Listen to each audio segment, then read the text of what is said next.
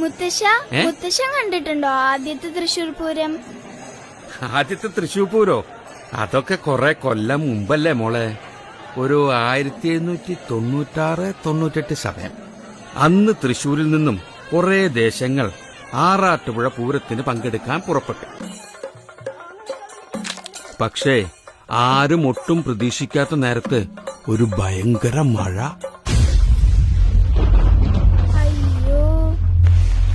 മഴ കാരണം നമ്മുടെ തൃശൂർ ദേശക്കാർക്കാണെങ്കിലോ ആറാട്ടുപുഴയിലേക്ക് സമയത്തിന് എത്താനും പറ്റിയില്ല. അതുകൊണ്ട് അന്നത്തെ ആറാട്ടുപുഴ നാടുവാഴികള് തൃശൂർ ദേശങ്ങളെ പൂരത്തുനിന്ന് അങ്ങോട്ട് വിലക്കി.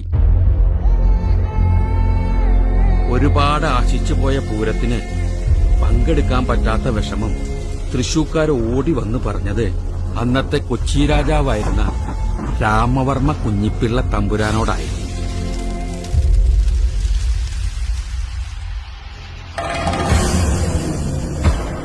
ഈ രാമവർമ്മ തമ്പുരാനെ വേറൊരു പേരുകൂടിയുണ്ട്, ശക്തൻ തമ്പുരാൻ.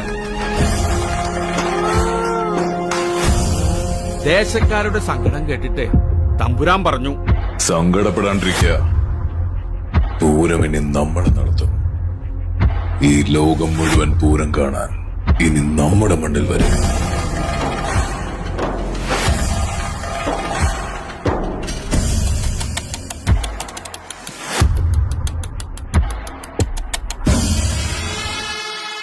ആറാട്ടുപുഴ പൂരവും തൃശൂർ പൂരവുമെല്ലാം നമ്മൾ ഒരുപോലെ ആഘോഷിക്കുമെങ്കിലും അന്നത്തെ നാടുവാഴികളുടെ ധാർഷ്ട്യത്തിന് മുന്നിൽ തോറ്റുകൊടുക്കാതെ മാറ്റി നിർത്തപ്പെട്ടവർക്കും തിരിച്ചുവരവുണ്ടെന്ന് തെളിയിച്ച ഒരു ജനതയുടെ കഥയാണ് തൃശൂർ പൂരത്തിന്റെ ചരിത്രം.